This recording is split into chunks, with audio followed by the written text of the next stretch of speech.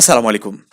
আজকের ক্লাসের আলোচনার বিষয় জাতীয় বিশ্ববিদ্যালয়ে অনার্সে মানবিক বিভাগের সেরা 5টি বিষয় কোনগুলো।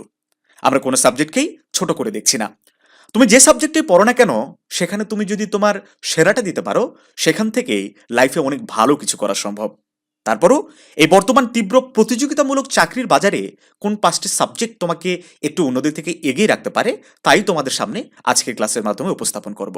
সে সাথে আজকের ক্লাসে আরও আলোচনায় থাকছে যে জাতীয় বিশ্ববিদ্যালয়ে অনার্স পড়ার পাশাপাশি চাকরি করা সম্ভব কিনা।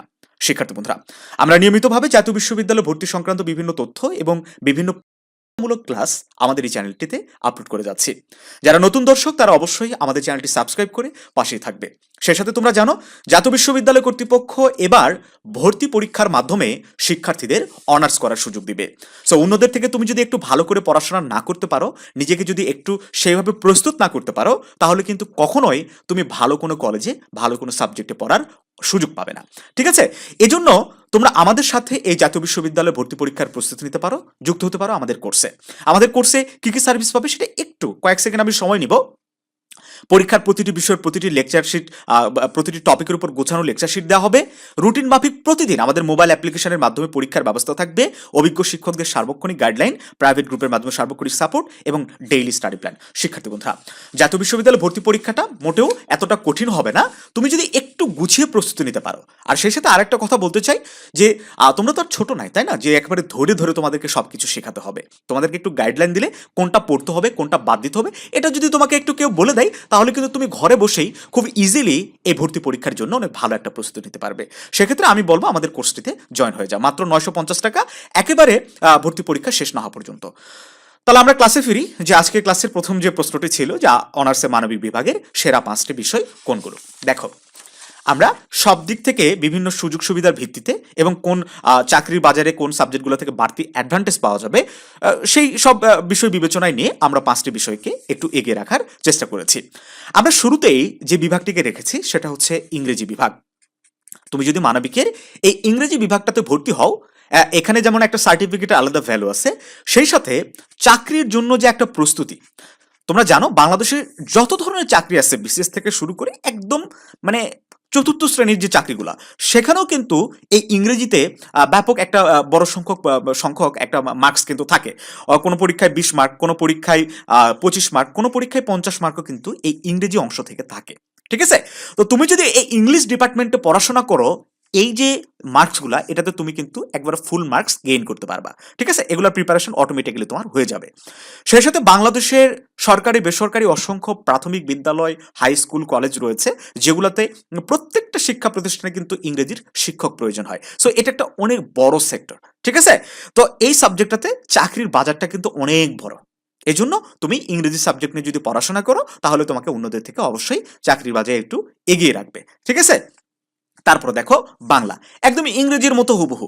বাংলা প্রত্যেকটা চাকরির পরীক্ষায় এরকম 20, 25, 50 মার্কস করে থাকে। তুমি যদি বাংলা নিয়ে অনার্স করো, তাহলে কিন্তু এই চাকরির পরীক্ষাটাতে সেমভাবে অ্যাডভান্টেজ পাবে। সেই সাথে বাংলাদেশের সকল বেসরকারি, সরকারি বা শিক্ষক নিবন্ধন পরীক্ষাগুলোতে তুমি বাড়তি একটা অ্যাডভান্টেজ পাবে, এবং শিক্ষকের যে পদ সংখ্যা সেটা কিন্তু অনেক বেশি। ঠিক আছে, তারপরে দেখো 3 নম্বরের রাষ্ট্রবিজ্ঞান। এটাও শিক্ষকতা তুমি পেশায় যেতে পারো, অথবা সরকারি বেসরকারি বিভিন্ন এনজিও প্রতিষ্ঠান, বিভিন্ন সেক্টরে কিন্তু চাকরি করার সুযোগ রয়েছে রাষ্ট্রবিজ্ঞান থেকে, এবং তুলনামূলক কিন্তু এখানে কম পড়াশোনা করতে হয়। এটা আমি সেভাবে বিষয়টা নিও না যে একেবারে পড়াশোনা করতে হয় না, অবশ্যই পড়াশোনা করতে হয়, তবে অন্যান্য ডিপার্টমেন্ট থেকে রাষ্ট্রবিজ্ঞানে রেজাল্ট করাটা সহজ। সেই সাথে ভর্তি পরীক্ষায় তোমাকে আরও একটা বিষয় মাথায় রাখতে হবে, যে সিট সংখ্যার ব্যাপারটা। ধরে নাও এসএসসি এবং এইচএসসি, এইটা এইটা কিন্তু মানে এই যে এসএসসির 40% এবং এইচএসসির 60%, এখানে কিন্তু মোটামুটি 100 মার্ক কিন্তু তোমার আগেই কিন্তু রয়ে যাচ্ছে। ঠিক আছে, তো তুমি যদি ভর্তি পরীক্ষায় খুব ভালো করো, আর এসএসসি এইচএসসিতে তোমার যদি গ্রেড পয়েন্ট খারাপ থাকে, তাহলে কিন্তু তুমি ভর্তি পরীক্ষায় ভালো করতে পারবে না। ঠিক আছে, তোমার রেজাল্ট বিবেচনায় এবং প্রস্তুতি বিবেচনায় তোমাকে সাবজেক্ট চয়েস করতে হবে। তো সেক্ষেত্রে এই যে রাষ্ট্রবিজ্ঞানের সিট সংখ্যা কিন্তু অনেক বেশি। এখানে তুমি এই সাবজেক্টটাতে ফার্স্ট চয়েসে রাখতে পারো যদি পড়ার ইচ্ছা থাকে। তারপরে দেখো অর্থনীতি। এই বর্তমান যুগে অর্থনীতিটাকে আমি অনেক বেশি আগায় রাখতাম, একেবারে ১ নম্বরে রাখতাম, কিন্তু এটা ১ নম্বরে রাখিনি এই কারণে যে এই ইংরেজি, বাংলা, রাষ্ট্রবিজ্ঞানের থেকে অর্থনীতিতে পড়া একটু টাফ, কারণ প্রত্যেকটা ইয়ারেই ম্যাথের সাবজেক্ট থাকে, এগুলোতে তোমাকে বাড়তি সময় দিতে হবে, ঠিক আছে? তারপরও তুমি যদি একটু কষ্ট করে ইকোনমিক্স অনার্স করতে পারো, এটার দেশে এবং দেশের বাইরে যথেষ্ট চাহিদা রয়েছে। এনজিও থেকে, সরকারি গভর্নমেন্ট থেকে, চাকরি থেকে শুরু করে বিভিন্ন কোম্পানিতেও এর ব্যাপক চাহিদা রয়েছে। আমার কথা কি তোমরা বুঝতে পারছো? তো ইকোনমিক্সটাও অনেক ভালো সাবজেক্ট। তারপর আসি ৫ নম্বরে সর্বশেষ যে সাবজেক্টটাকে আমরা রেখেছি, ইতিহাস অথবা ইসলামের ইতিহাস। এটা একদমই তোমরা পড়াশোনার মানে যদি কোনো চাকরি করো কিংবা হাউস ওয়াইফ হয়ে থাকো, সেক্ষেত্রে পড়াশোনার পাশাপাশি এই দুটো সাবজেক্ট তোমরা অনার্স করতে পারো, একটু ইফোর্ট দিলেই মোটামুটি ভালো কিছু করা সম্ভব।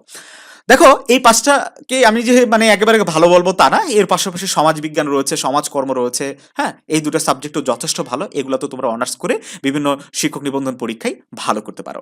শিক্ষার্থী বন্ধুরা, আমরা অন্যান্য সাবজেক্ট যেমন দর্শন, ভূগোল, মানে তারপর হচ্ছে ইসলামিক স্টাডিজ, এই ডিপার্টমেন্টগুলো যেগুলো রয়েছে, মনোবিজ্ঞান, এগুলো নিয়ে আলাদা একটা ভিডিও দিব। সেগুলোতে আমরা সাবজেক্ট রিভিউ নিয়ে কথা বলবো, বর্তমান চাহিদা এবং বর্তমান যুগের সাথে সেগুলোতে আমরা অনার্স করতে পারবো কিনা।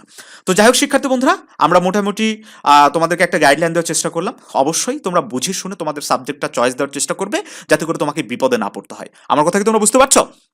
আর অবশ্যই আমরা রেগুলারলি যেহেতু জাতীয় বিশ্ববিদ্যালয় ভর্তি রিলেটেড বিভিন্ন তথ্য, বিভিন্ন গাইডলাইনমূলক ভিডিও আমাদের এই চ্যানেলটিতে আপলোড করছি, সেগুলো পাওয়ার জন্য অবশ্যই আমাদের চ্যানেলটি সাবস্ক্রাইব করে সাথে থাকতে হবে। আর আবারও বলছি, আমাদের এই যে কোর্সটা রয়েছে, এই কোর্সটাতে ভর্তি হয়ে যাও, আমাদের সাথে এই ভর্তি পরীক্ষার প্রস্তুতি নাও। আশা করছি তুমি তোমার এক্সপেক্টেড কলেজ এবং এক্সপেক্টেড সাবজেক্টে অনার্স করার সুযোগ পাবে। ভালো থাকো সবাই, দেখা হবে নতুন কোনো ভিডিওতে।